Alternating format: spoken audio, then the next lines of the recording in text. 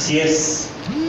Bueno, pues vamos a comenzar. A todos nuestros amigos y hermanos que nos ven por internet, todos aquí presentes, iniciamos la parashá semanal número 24 y hemos hecho un recorrido muy interesante desde que iniciamos este estudio de Torah desde Bereshit, que es Génesis.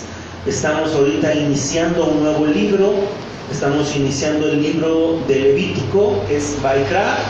Y bueno, este estudio semanal comienza, pues desde, como repito, desde el libro de Génesis, pasa a través de Éxodo y estamos llegando al libro de este día, que es el libro de Levítico. Y en el libro de Génesis aprendemos acerca, recuerdan, del proceso de nuestra identidad como hijos de Dios. El Eterno creó al hombre para reinar con Él eternamente. Y desde el principio el Eterno preparó un lugar para habitar con sus hijos. Recuerda que vimos esas parashas. Y preparó primero un paraíso. ¿Recuerdan cómo se llama el paraíso? ¿En Génesis? Edén. Donde Él se comunicaba directamente con sus hijos. Y cada día Él se paseaba con ellos y tenía una relación personal. El hombre pecó y más adelante con Noé, el Eterno decide destruir la creación que no se había contaminado. Noé no se había contaminado. Después de destruir la creación, Noé es salvado junto con su familia y esperando que la creación sea restaurada. El Eterno mismo, de alguna manera, nos da instrucciones del arca, de instrucciones de cómo construir el arca, de la descendencia de Noé, su hijo Sem. Él tiene un linaje de bendición, ¿recuerdan? Abraham, que por su fe merece la promesa de parte del Eterno de ser el padre de un gran pueblo, de una gran familia que desembocaría en lo que es el pueblo de Israel. En el segundo libro, que se llama Éxodo, que también está, nosotros también ya lo conocemos ahora con su nombre real, que es Shemot. El Eterno saca a su pueblo ¿de dónde? De Egipto, que representa un lugar de esclavitud, y los trae al desierto. Y allí vemos muchísimos detalles, y en cada uno de los estudios que vimos en Éxodo dio a Moisés las instrucciones acerca del nuevo templo, ¿recuerdan? Cómo deberían de estar hecho, con qué materiales, con qué medidas. Y recuerden que todo lo que aprendemos del estudio del antiguo pacto son revelaciones, son ejemplos, son sombras de lo que vendría a cumplirse perfectamente. Entonces, en Éxodo vemos todas las instrucciones para edificar un tabernáculo, ¿recuerdan? Y cómo el Eterno en el desierto hace un pacto con ellos, un compromiso matrimonial a través de una ketubá, que son las tablas de la Torah, y de una a una las instrucciones acerca de cómo y dónde se manifestaría Él y qué deberíamos de hacer nosotros como su pueblo. Y también le da instrucciones de cómo deberían de vestirse sus sacerdotes y lo que representarían, ¿verdad? Así que el Éxodo revela el estilo de vida de la novia que debe llevar fuera del tabernáculo y termina con la construcción del tabernáculo. Sin embargo, ahora vemos en Levítico, es un libro bien interesante, muchas veces poco leído, pero Levítico nos habla acerca de los principios morales que la novia de Israel debe tener para poder estar en la presencia del Eterno. Levítico nos habla de principios morales que tanta falta nos hacen el día de hoy en nuestra sociedad. Principios morales. Levítico es un libro extraordinario, es un libro contemporáneo, es un libro que nos habla del comportamiento que debe de tener la novia dentro y fuera de la casa. Diga conmigo: comportamiento. El Eterno está interesado en tu comportamiento dentro de la casa del Eterno y afuera de la casa del Eterno. Cuando vienes a la congregación y cuando estás fuera de la congregación.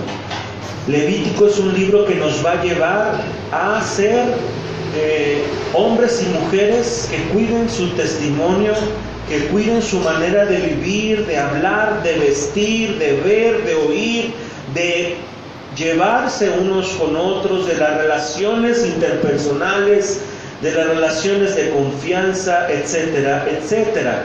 Levítico está mostrándonos una manera muy interesante de cómo llevamos de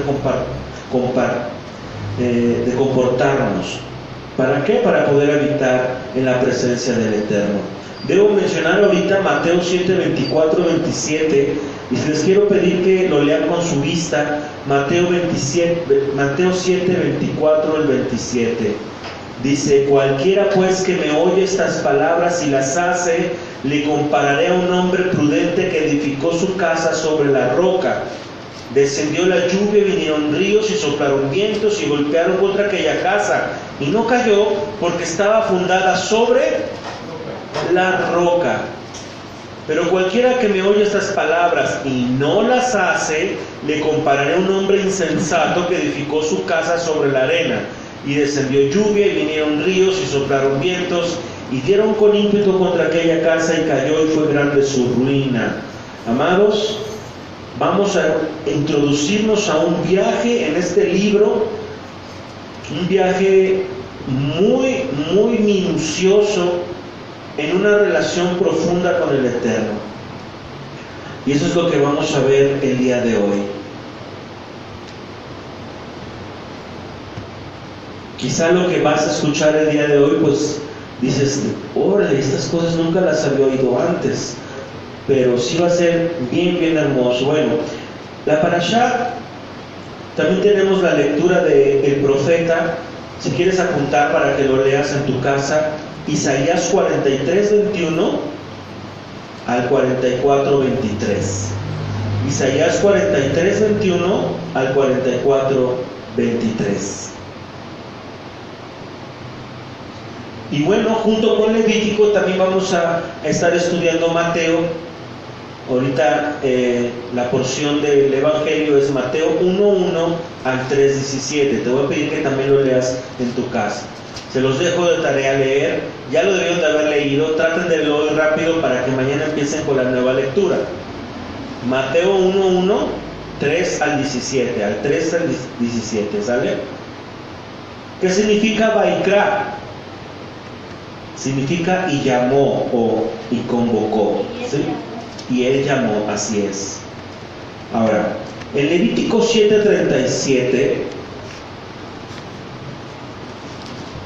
hay un resumen de los diferentes sacrificios que vamos a estudiar. Levítico tiene que ver mucho con sacrificios. Regularmente, hermanos, a mí se me aconsejó, se me instruyó cuando estudie Levítico, juntamente estudiar el libro de Hebreos. El libro de Hebreos, para los que están apuntándonos ahí en su casa, el libro de Hebreos. Bueno, ahorita estamos en Levítico capítulo 7, verso 37. Es un resumen de los 6 diferentes sacrificios que aparecen en los 7 primeros capítulos del libro. Fíjense cómo dice el 7:37. Esta es la Torá del holocausto, de la ofrenda, del sacrificio por el pecado, del sacrificio por la culpa, de las consagraciones y del sacrificio de paz. ¿Cuántos son? 6. 6 diferentes sacrificios que aparecen. Ok. Así que dice la Torá, esta es la Torá de la ofrenda de ascensión, oblación, esta es otra traducción, de la ofrenda del pecado, de la ofrenda de la culpa, de la ofrenda de consagración y del sacrificio de las ofrendas de paz. Les voy a mencionar cada una de ellas. La Torá acerca de la ofrenda de Olá, así se escribe Olá, como se oye Olá, que es ascensión.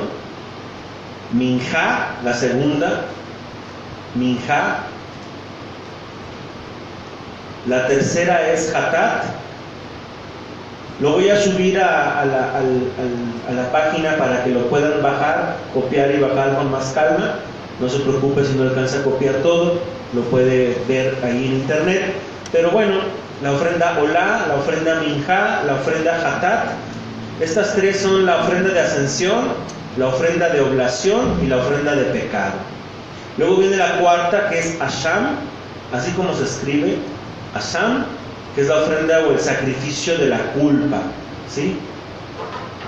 Luego viene las ofrendas de Milún, que es la consagración, y Shlamim, que son las ofrendas de paz. Repito, Olá, Minjá, Hatat, Asham, Milún, Shlamim, perdón. Entonces estas 6 ofrendas vienen en el capítulo 1 al 6. En el 7:37 hay un resumen de estas. Pastor, pero ¿qué tiene que ver esto con mi vida diaria? ¿Qué tiene que ver esto con mis situaciones? Debemos aprender que todo lo que está escrito en la Torah tiene una aplicación práctica a tu vida y tiene una enseñanza y una conexión completa y perfecta con el Hijo de Dios, ¿sí? Y literalmente nos está llevando a una relación más profunda con el Eterno. Por eso debemos de orar cada vez que usted lea la Biblia, que usted la estudie, pídale al Señor y haga una oración como esta: Eterno, oh Padre mío, te pido que abras mis ojos para contemplar las maravillas de tu Torah. Abre mis ojos para entenderla, abre mis ojos para comprenderla y abre mis ojos para obedecerla. Son 4 cosas. Abre mis ojos para entender, comprender, obedecer y enseñar. ¿Sí?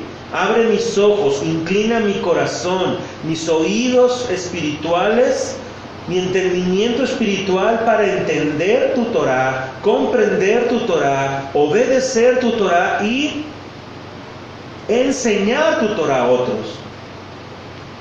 Son 4 deberes de cada uno de nosotros: entender, comprender, obedecer y enseñar. La Biblia no es solo para que la escuche, es para que la obedezca y para que la enseñe. ¿Sí? Entonces, aunque parezca un poco rebuscado, realmente es una aplicación muy práctica que ahorita vamos a ver. La ofrenda Olá y Minjá son hermanos. Cuando hablamos de hermanos es porque son ofrendas o ofrendados por motivos muy similares y se parecen entre ellos. La ofrenda de Olá es la ofrenda de ascensión, y la ofrenda de Minjá, que es la ofrenda de oblación. ¿Qué dice Levítico 2:1? Fíjense lo que dice, lo voy a leer. Levítico 2:1.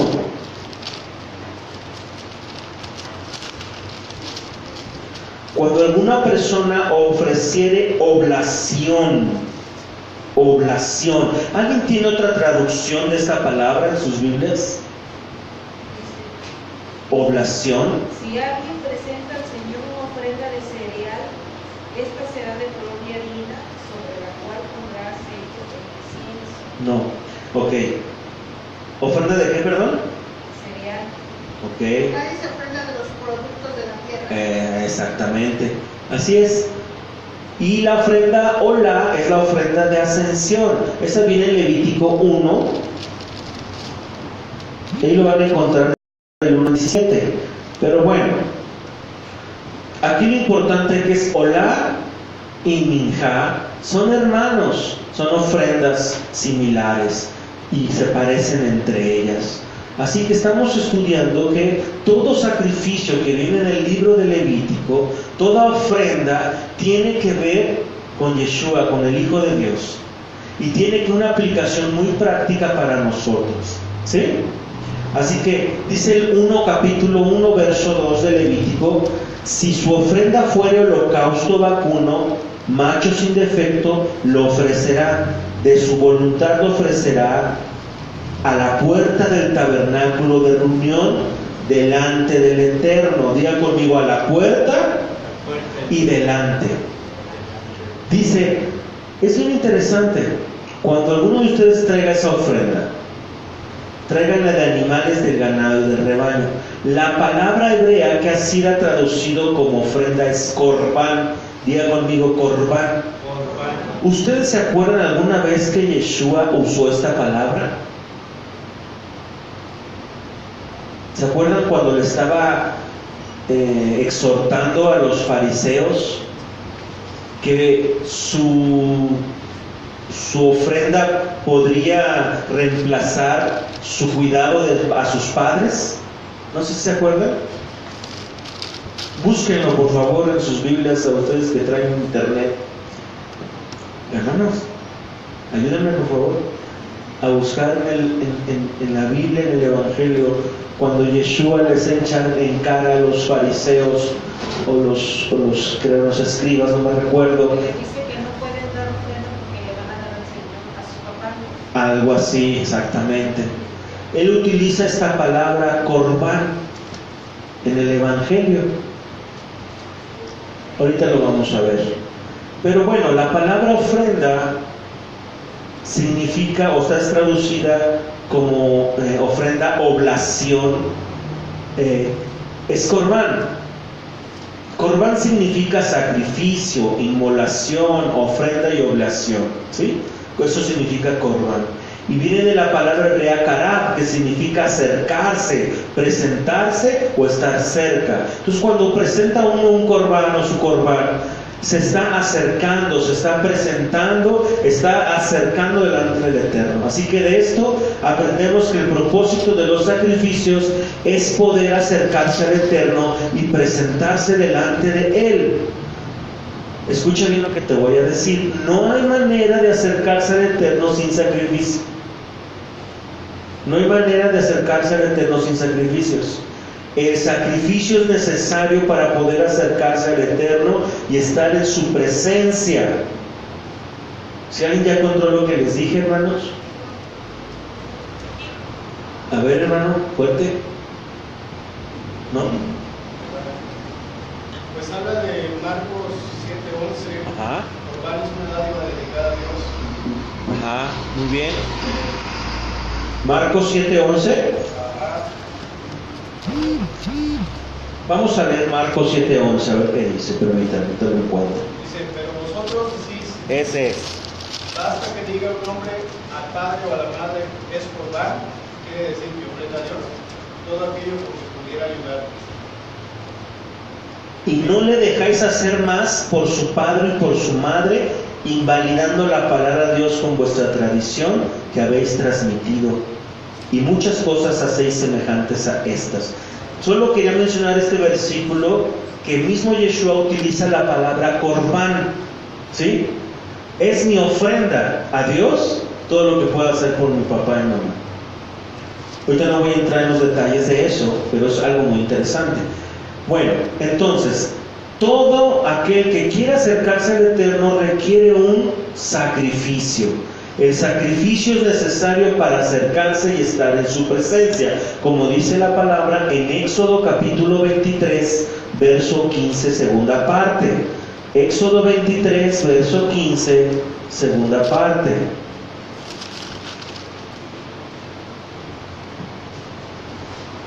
Dice: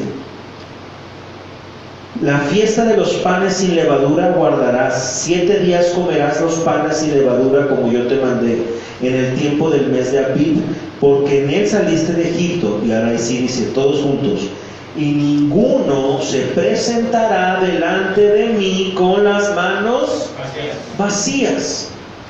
Nadie se presentará ante mí con las manos vacías. También lo repite Deuteronomio 16, 16. Nadie se presentará delante de mí con las manos vacías. Deuteronomio 16, 16, en su segunda parte dice, y lo mismo, y ninguno se presentará delante del Eterno con las manos vacías. Verso 17 de Deuteronomio 16, 16, 17 dice, cada uno con la ofrenda de su mano, conforme a la bendición que el Eterno, tu Dios, te hubiere dado. Interesante, siempre que hay una fiesta, el Eterno demanda de nosotros acercarnos con las manos llenas. ¿Sí? Ahora, tú puedes decirme, es que esto representa solamente en fiestas para el pueblo de Israel. Y yo te voy a enseñar que no. La ofrenda de ascensión es voluntaria y puede ser ofrecida por cualquier hombre, mujer, israelita o gentil. Es interesante. Fíjense lo que dice en Levítico 1:3. No me pierda el hilo porque es algo bien hermoso esto que estamos viendo ahorita. 1:3 dice: si su ofrenda fuera holocausto vacuno, macho sin defecto, la ofrecerá delante de su voluntad, lo ofrecerá a la puerta del tabernáculo de reunión delante del Eterno. Entonces, si una ofrenda es ofrendada en ascensión, tenía que ser aceptada delante de Hashem, delante del Eterno. Tanto las ofrendas de ascensión como las oblaciones son llamadas korbanot, en plural de korban. ¿Sí? Ofrendas en plural es korbanot. Ofrenda en singular es korban. ¿Sí? Korbanot, plural. Korban, singular. ¿Sí? Y esto sirve para acercarnos al Eterno. Fíjense que este texto enseña que la entrega de esta ofrenda voluntaria está obligado. El que entrega esta ofrenda voluntaria está obligado a llevar la ofrenda él mismo a la entrada de la tienda de la cita o de la tienda de reunión. ¿Dónde debe de presentar la ofrenda? En la entrada, ¿sí? ¿Tiene que ser llevado o voluntariamente? Voluntariamente. Espero que ya estés conectándote con lo que el Hijo de Dios hizo. Recuerda que todo lo que está escrito en el Antiguo Pacto nos enseña verdades y revelaciones de quién es el Hijo de Dios y su obra extraordinaria. Así que es importante entender esto. Así que esta palabra hebrea que ha sido traducida como holocausto o ofrenda de ascensión es solá. La raíz de olá es alá, que significa subir, ascender, escalar, remontar, levantarse, dirigirse y migrar a la tierra de Israel. Un olé es uno que hace aliyá, es uno que sube para leer la Torá, o uno que migra para Israel. Ambos son llamados olim en plural. ¿Qué quiere decir esto? De esto aprendemos que el sacrificio llamado olá es un sacrificio que sube hasta el cielo y también eleva al que lo sacrifica. Recuerda, toda ofrenda que usted presenta delante del Eterno sube delante del Eterno, pero también tú subes delante del Eterno. ¿Qué quiere decir esto? Elevas tu vida a un nivel espiritual aún mayor. Cada vez que tú te ofrendas en un sacrificio vivo, santo y agradable a Él, no solamente le estás dando a Él acciones o algo, te estás elevando tú misma al ofrendar eso. Una persona que no ofrenda, que nunca le da al Señor un fruto de labio, le da alabanza, le da servicio, o le da económicamente, o le dan actitudes, o no sé, cualquiera que sea la ofrenda. Una persona que no hace nada para el Eterno siempre se mantiene en una línea terrenal. ¿Me explico? Muy terrenal, por no decir muchas veces carnal. Una persona que constantemente le está ofreciendo al Eterno algo, ¿qué crees que está haciendo con su vida? Se está elevando. Y entonces ahora entiendes que las personas que sirven, que están siempre ahí con el Eterno, siempre están buscando que su reino crezca, que las cosas del reino florezcan, que su casa esté cada día más bella, etcétera. Son personas, esas personas que se preocupan por el Eterno, por su reino, por su casa, por extender su palabra, son personas que se están ofrendando continuamente. Y esas personas empiezan a crecer espiritualmente, empiezan a acomodarse sus cosas, su vida. ¿Por qué? Porque están obedeciendo la palabra de Dios. Entonces cada vez que tú ofrendas al Señor cualquier cosa, tú te estás elevando, ¿sí? Así que toda ofrenda tiene que ser hecho con fuego. El sacrificio de Olá, ascensión, es para los ricos, ojo. Y el sacrificio de Minjá, oblación, es para los pobres. Vamos a ver un versículo interesante que nos va a enseñar una gran verdad de esto. Génesis 4, capítulo 4, verso 3.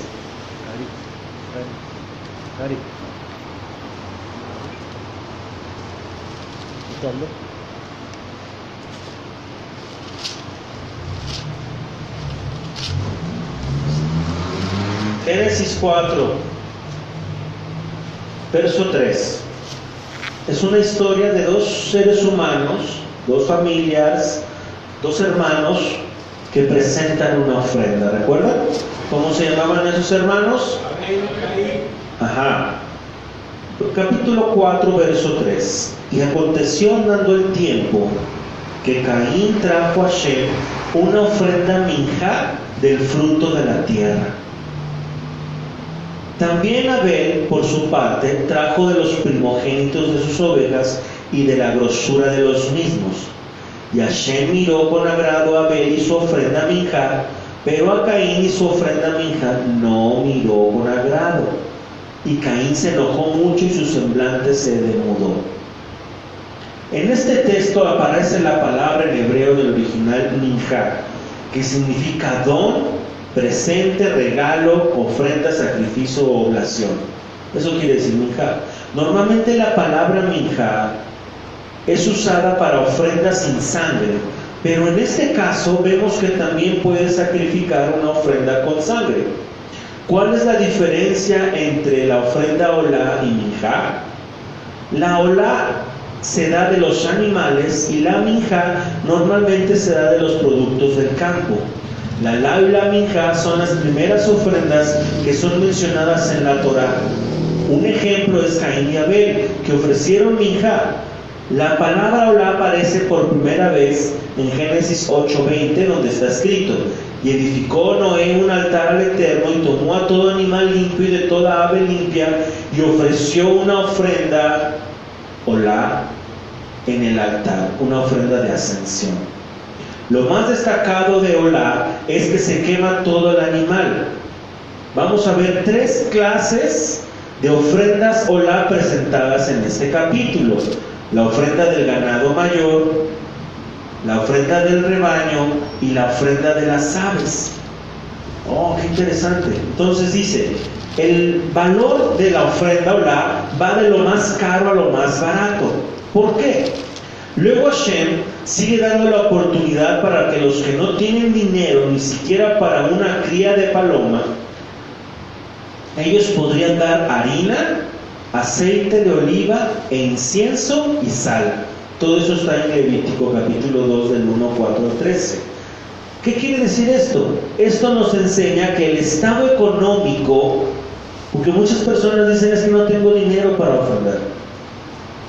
El estado económico no puede ser un impedimento para dar ofrendas por medio de las cuales podamos acercarnos al Eterno. El rico da más y el pobre da menos, pero Hashem mira.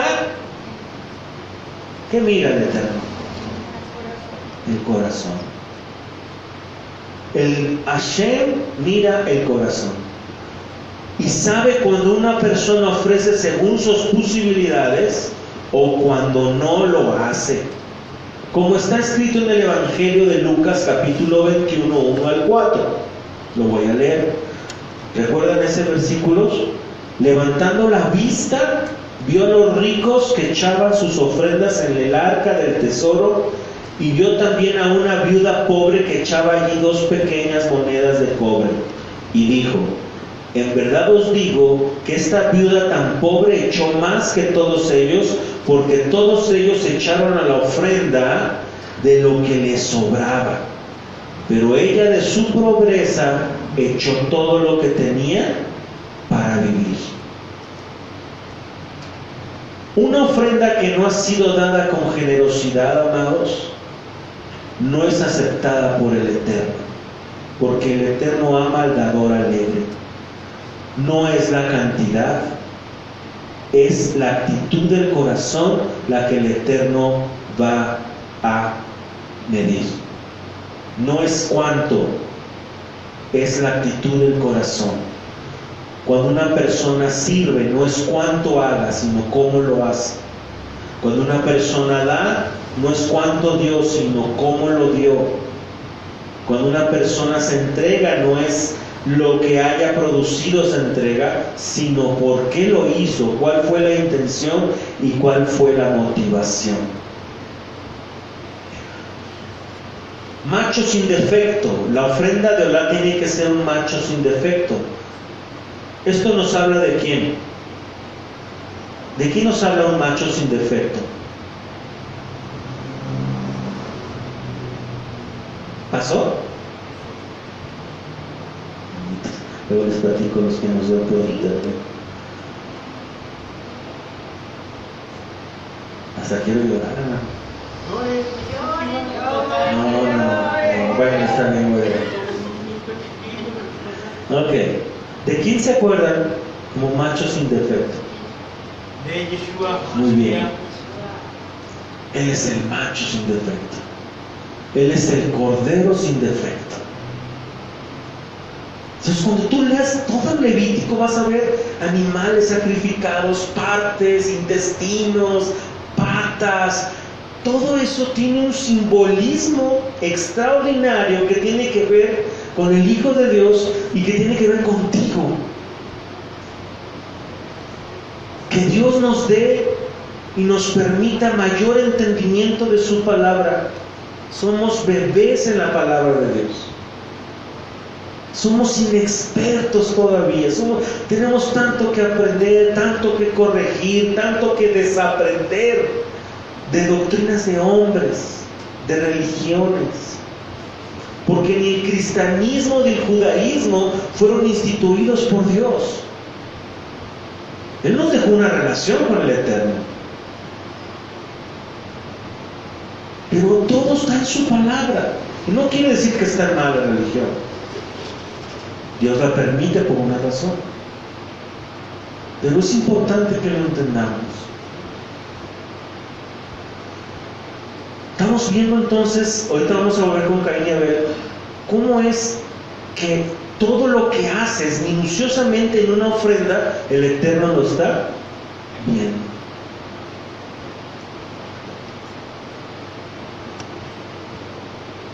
Primera de Pedro 1, 18, 19.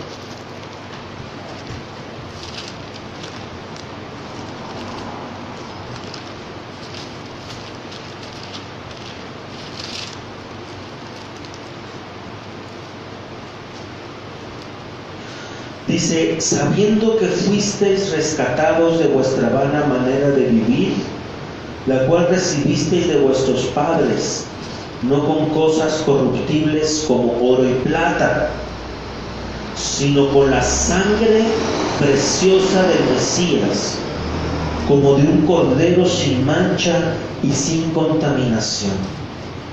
Un cordero sin mancha, un macho sin defecto. ¿Sí? De aquí aprendemos que cada vez que tú te refieras a la sangre de Yeshua de Nazaret, no te refieras despectivamente y lo uses a la ligera. Porque el mismo apóstol Pedro nos enseñó la preciosa sangre del Mesías. Es el elemento, es la vida, porque la sangre es la vida del Hijo de Dios, que fue la que fue derramada para perdonar tus pecados. La sangre es la que te limpia de pecado, y no hay pecado que Dios no perdone. Él perdona multitud de pecados cuando hay un corazón arrepentido que pone su fe en la sangre para perdonarles. Todo esto tiene que ser a la entrada de la tienda. Cuando un hombre tenía que presentar su ofrenda, tenía que ir a la entrada de la tienda de reunión. Los sacrificios se hacen delante de la entrada del santuario. Esto nos enseña, escuchen bien, esto es hermoso, porque todo lo que está escrito en Levítico, siglos de años antes, es Es una representación de lo que vendría a ser Yeshua. Si la ofrenda tenía que ser voluntaria y presentarla delante de la tienda de reunión, Yeshua tiene que ser enseñado ahí. ¿Cómo es eso? Bueno, en este momento se nos enseña que Yeshua fue sacrificado delante del Eterno, ¿verdad? Es imposible que el Mesías haya sido colgado detrás del templo. Incluso geográficamente se cumple toda la perfección. Cuando Yeshua fue sacrificado delante del templo, no detrás del templo, porque si no, no se pudiera cumplir esta profecía. Todos los sacrificios fueron hechos a la entrada del santuario, nunca detrás. Por lo tanto, quedan descartados tanto la iglesia del Santo Sepulcro de Jerusalén, escuchen, como el jardín de la tumba, como lugares donde ocurrió la crucifixión. Tiene que ser delante de la entrada del templo. La mayoría de los lugares donde según o supuestamente en Jerusalén está la tumba del Cristo, ¿recuerdan? Esos lugares fueron lugares puestos por la Iglesia Católica. Fueron lugares puestos por la Iglesia Católica. Tenemos que ir a la Escritura, hermanos, y encontrar la verdad. Así que si vas a Jerusalén, no te vayas en un tour que te va a llevar a ver la tumba del Santo Sepulcro. Agárrate un tour verdadero, bíblico. Ahora que vayamos el próximo año, si el Eterno lo permite, vamos a verlo. ¿Ven? Ok. Entonces, tiene que ser por delante de la entrada del templo. Es decir, una línea recta desde la entrada del templo hacia el altar, de donde era sacrificada la vaca bermeja, la vaca roja, ubicado en el monte de los olivos. Esa misma línea, un poco más arriba, fue colgado Yeshua en un árbol, me explico, en un madero, juntamente con dos ladrones. Y posiblemente fue, esto se dice, no podemos comprobar, pero posiblemente fue la misma higuera que Yeshua había maldecido unos días antes. Adán tomó las hojas de una higuera para cubrir su desnudez, y por eso es posible que esa clase de árbol haya sido un instrumento para la redención del hombre. Obviamente, esto es una conjetura, no es algo que está escrito, pero es para que nos demos cuenta de toda la cantidad de misterios que tiene la Biblia. Si algo está en la Biblia, no está por casualidad, porque la Escritura dice, escuchen bien, la Escritura dice que ni una jota ni una tilde de la Torah van a pasar. ¿Sí o no dice? Entonces, ¿cuánto más elementos como la zarza, como la higuera, como los frutos, como el pez que sacó Yeshua cuando le dijo a Pedro, ve y saca un pez y paga el tributo, ¿recuerdan? Sí, la perla. No, la moneda, y le pagó el tributo. Todos los elementos, todas las cosas que están ahí, hermanos, tienen una razón de ser.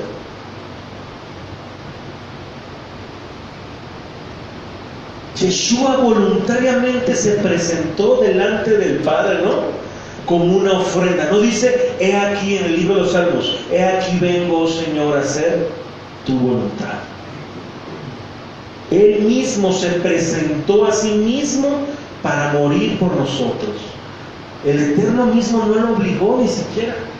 Él decidió hacerlo por amor a nosotros, como está escrito en Romanos capítulo 5 verso 8.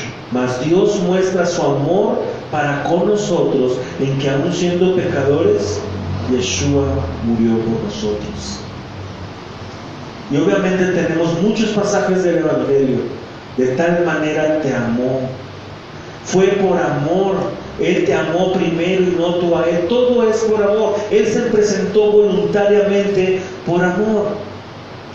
Incluso se dice, amados, que es muy probable que el lugar donde está ubicado el árbol de la vida fue el lugar donde se construyó el templo.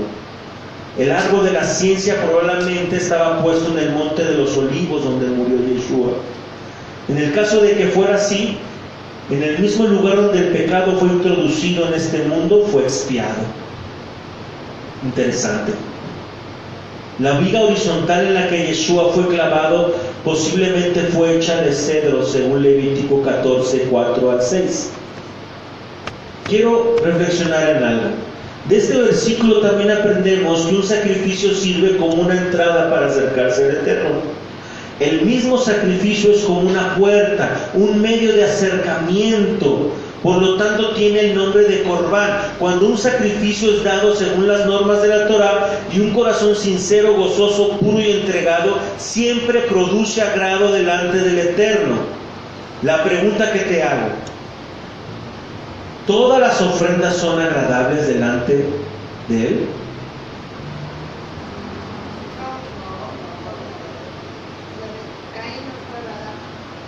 La de Caín no fue agradable. ¿Recuerdan alguna otra? Los que iban al templo que vio Yeshua, después soltaron que le sobran. Exactamente. Aquí vamos entonces a reflexionar en algo. Las actitudes, las intenciones, las motivaciones son más importantes delante del Eterno que las cantidades, ¿sí? Que las obras. Realmente, muchos me han explicado que la ofrenda de Caín y Abel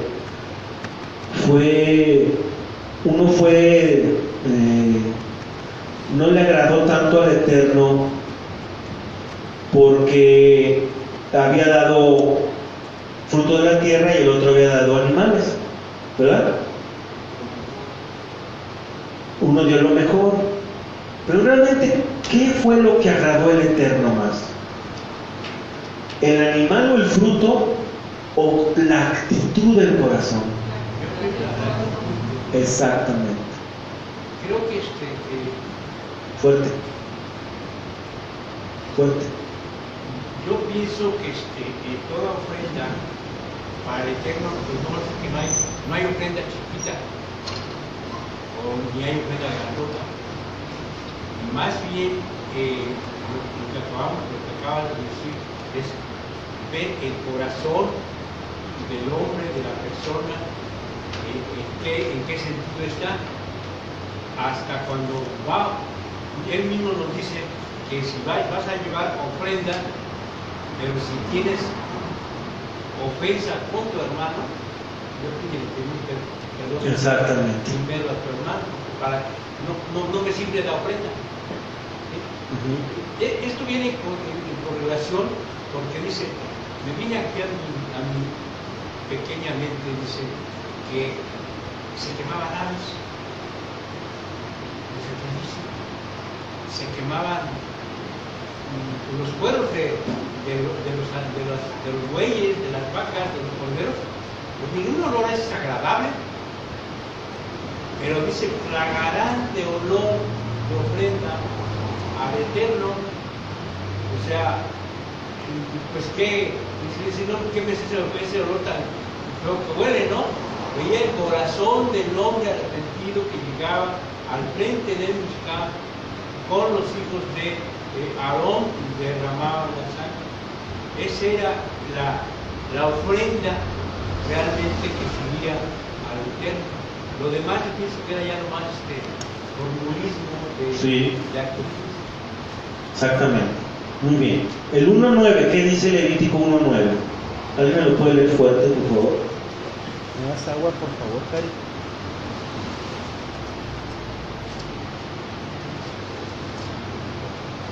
Más fuerte que nada. Lavará con agua los intestinos y las piernas, y el sacerdote hará arder todo sobre el altar. Holocausto es ofrenda encendida de olor grato para el Señor. No sé tú, pero yo muchos años me puse a preguntar ¿por qué el Eterno querría tanta algo tan metódico y explícito en sus sacrificios y ofrendas? ¿Por qué mencionar cosas como las entrañas y las patas lavadas con agua y luego tenían que ser quemadas con fuego? Cuando yo leía Levítico, y varias veces lo leí en el instituto, recuerdo que nos decían leer ese libro y subrayar las diferentes ofrendas y varias cosas. Yo decía, oh, pero ¿por qué? No le hallaba explicación. Bendito sea el Eterno que nos ha abierto los ojos a las raíces hebreas, porque nos hace ver las cosas como son. Realmente es que las entrañas y las patas lavadas con agua y luego quemadas con fuego del altar, ¿qué representan eso? El sacrificio es agradable para Hashem, sí, pero realmente no es que el Creador esté disfrutando el sacrificio de un animal inocente que es quemado hasta ser calcinado. ¿Te has puesto a pensar?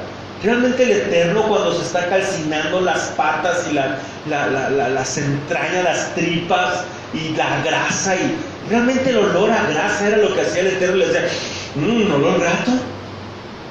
¿Eso era realmente? Porque vemos que eso y decimos, es de olor grato, ¿no? Pero realmente, si alguna vez has olido un animal quemado, huele espantoso. Bueno, cuando son carnes asadas, no, ¿verdad? Pero cuando huele algo así, realmente no, huele mal, huele muy fuerte. Pero realmente eso es no que el Eterno. Mira, el Eterno no es sádico, ¿sí? El Eterno no es sádico. De hecho, Él no se goza de que esos animales inocentes es quemado. Es como pensar que disfrutó cuando estaban flagelando a su hijo. ¿Realmente crees que el Hijo de Dios, el Padre, disfrutó la flagelación de su Hijo? No. Ni tampoco tiene necesidades de sacrificios. Como está escrito, Salmo 57 al 13 dice: oye, pueblo mío, y hablaré, Israel, yo testificaré contra ti, yo soy tu Dios. No te reprendo por tus sacrificios ni tus ofrendas de ascensión que están continuamente delante de mí. No tomaré novillo de tu casa ni machos cabríos de tus apriscos, porque mío es todo animal del bosque y ganado sobre 1000 colinas. Toda ave de los montes conozco, y mío es todo lo que en el campo se mueve. Si yo tuviera hambre no te lo diría a ti, porque mío es el mundo y todo lo que en él hay. ¿Acaso de comer carne de toros y beber sangre de machos cabríos? ¿Realmente es lo que le agradaba al Eterno? ¿Realmente es lo que le importaba cada vez que un israelita llegaba con su cordero? Porque él había establecido que Israel se acercara a su tabernáculo, y la manera de acercarse a él era por medio de un sacrificio. No habría relación con él si no hubiera por medio de un sacrificio. ¿Te das cuenta cuántos toros, cuántos machos cabríos fueron muertos? Tan solo en un día, cuando se dedicó el templo de Salomón, mataron miles y miles y miles de corderos y de machos cabríos en un solo día. Y en el día de la expiación y en Pesaj, ¿cuántos corderos no se mataron? La sangre corría por litros, por miles. ¿Eso es lo que se goza el Eterno desde su lugar santo? No. Realmente lo que el Eterno estaba enseñándonos desde entonces es de que ese era el camino que iba a establecerse, pero que ya no iba a necesidad de acercarse a Él a través de un sacrificio, de muchos sacrificios, sino ahora solamente iba a haber un sacrificio eterno y para siempre, y no habría necesidad de sacrificar más corderos y más machos cabríos y más nada más. Realmente, ¿qué es lo que estaba viendo, pidiéndole a un israelita que se acercara al Eterno con un corderito? ¿Qué estaba pidiéndole? ¿El cordero o la acción o intención de su corazón? ¿Qué estaba revisando el Eterno? La intención. La intención. Realmente no es cuánto hacemos y cuánto damos, que sí es importante, Pero más que cuánto damos y cuánto hacemos, el Eterno está interesado en dónde está tu corazón. Porque nadie podía obligar a un hombre a traer un corderito para que su pecado fuera perdonado.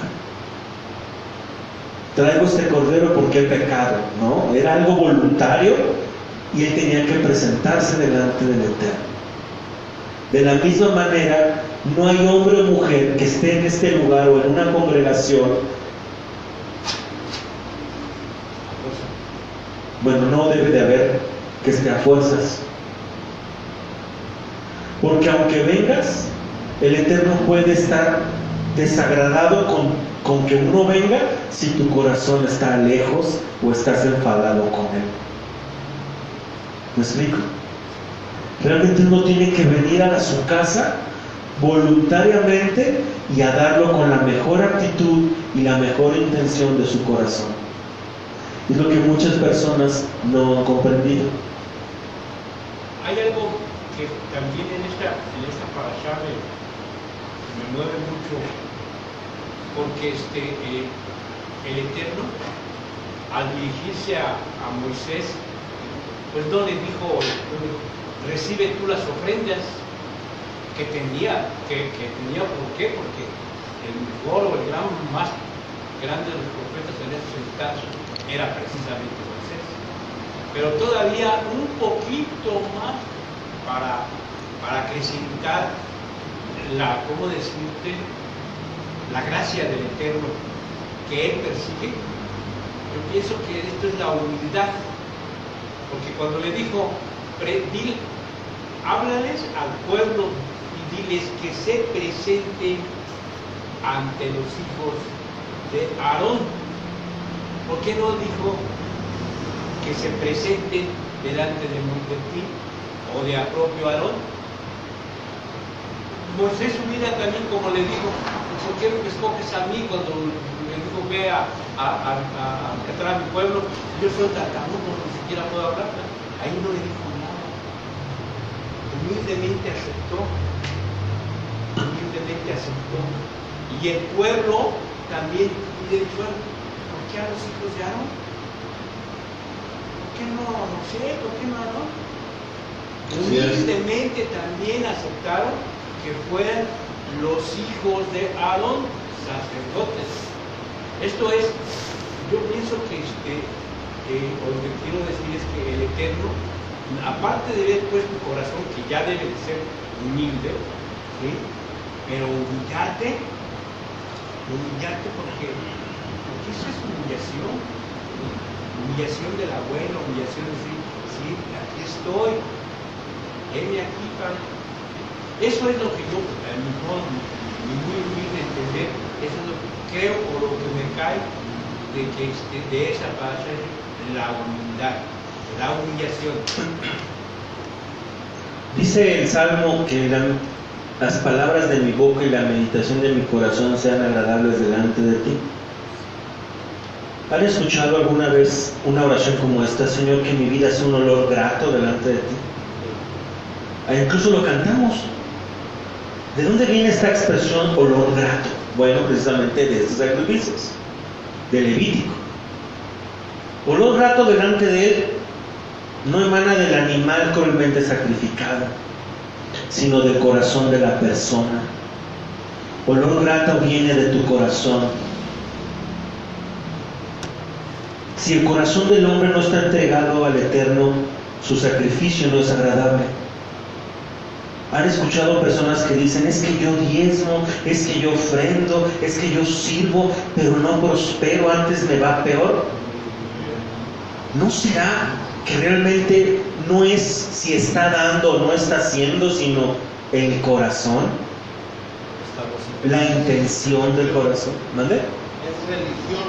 Sí. Lo doy por obligación, porque me dicen que lo haga, pero no porque sea deseo de mi corazón. No porque desee entregárselo. Realmente tenemos que examinar esta situación de los diezmos y las ofrendas, porque muchas veces las personas diezman con el pensamiento de que es que si diezmo yo sé que me va a ir mejor económicamente, pero realmente uno no diezma para eso, o uno no ofrenda para eso. No es para que Dios no me castigue y me quite mi dinero o me quite mis ingresos.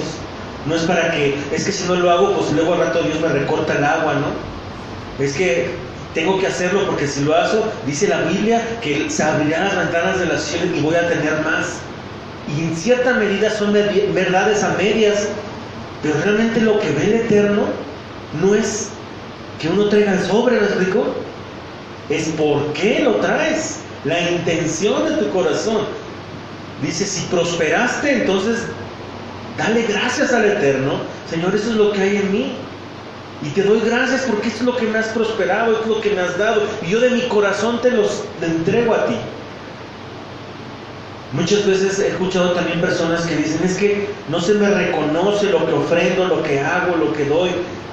Pero realmente uno no lo hace para el hombre, ¿sabes? ¿Para quién lo hace uno? De hecho, a mí se me enseñó y me dijo, si tú vas a servir en la iglesia, si tú vas a darle algo al Señor, no esperes que te den gracias. No esperes que nadie te dé gracias. Si le das algo o sirves al Eterno, no esperes aplausos de los hombres, ni esperes reconocimiento público. Porque la Biblia dice, todo lo que hagas para el Señor, hazlo para Él. Todo lo que hagas, hazlo para el Señor, no para los hombres. ¿Perdón? De Él viene la recompensa. Incluso dice, lo que hagas en secreto, sin buscar reconocimiento, ¿qué crees? El Eterno se encarga de recompensarte en público. Y muchas veces de una manera mucho más gloriosa de lo que tú pensaste. Quizá ahí no te dieron el reconocimiento, pero el Eterno te lo dio por otro lado. El Eterno te abrió puerta en otro lado. El Eterno te llevó a un lugar donde ni siquiera podías tú prosperar y Él te está prosperando.